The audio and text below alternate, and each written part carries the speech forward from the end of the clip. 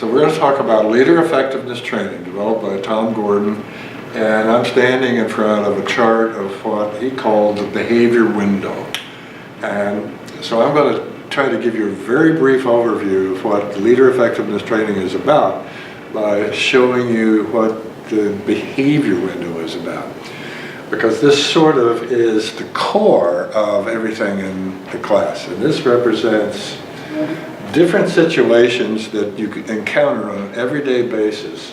And it gives you a simple, immediate model that allows you to make a very quick decision about what skill to use in any given situation.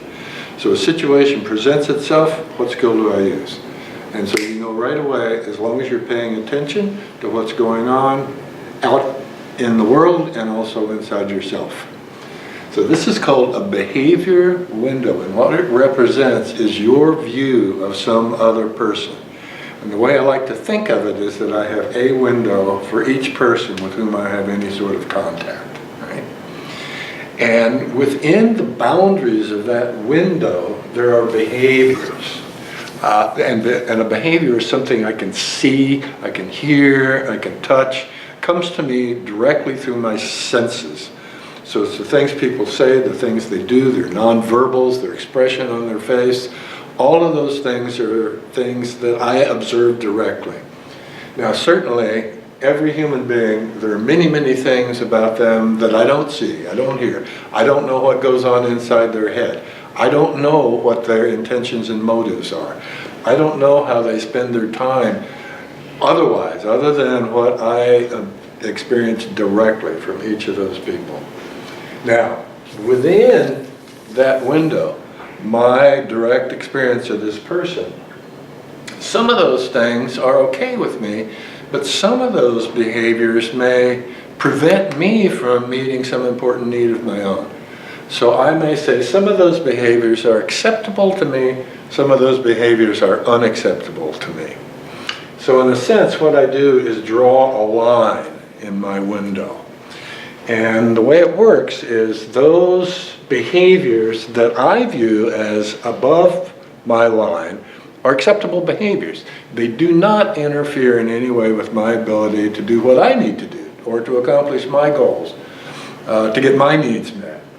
If I see that behavior as below my line, that's a behavior that for whatever reason I believe is unacceptable to me. Gets in my way somehow.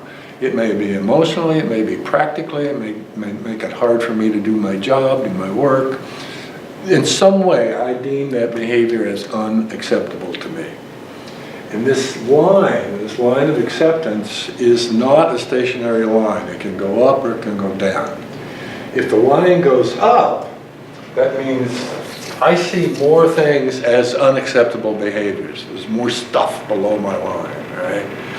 If the line goes down, there are fewer things that I see as unacceptable, more acceptable behaviors. And there are three things that can make that line go up or down. One of them, of course, is what kind of mood am I in today? What's my day like, you know? Have I been having a good week, a good month? Did I wake up, have a good night's sleep, feel good today?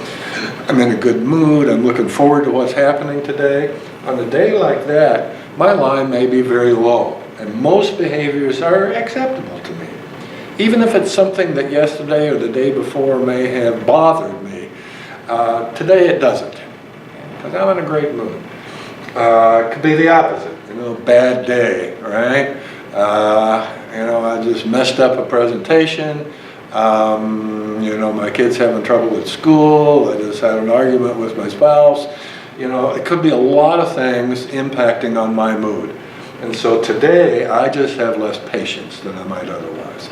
So there are a lot more behaviors, in my view, that are unacceptable today. So don't bother me today.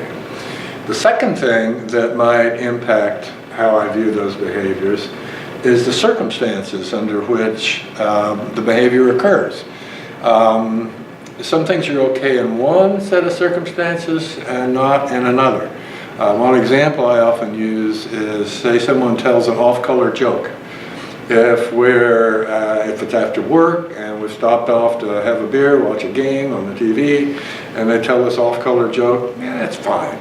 It doesn't bother me, right? So that's well within my acceptable range. The same person may tell exactly the same joke, but they tell that joke in a meeting in front of an important client.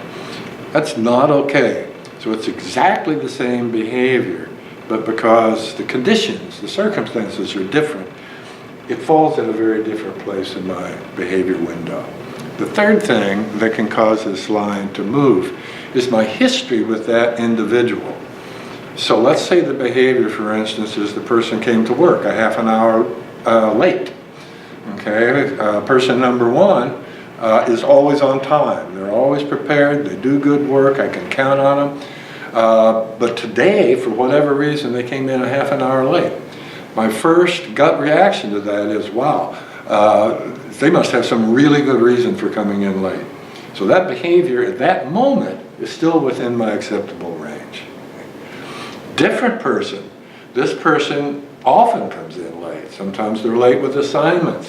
Sometimes they have, excuses that I don't quite believe. And so this is the third time this week they've come in late. For that person, that behavior is unacceptable to me. So this line can go up and down, and different things can move it.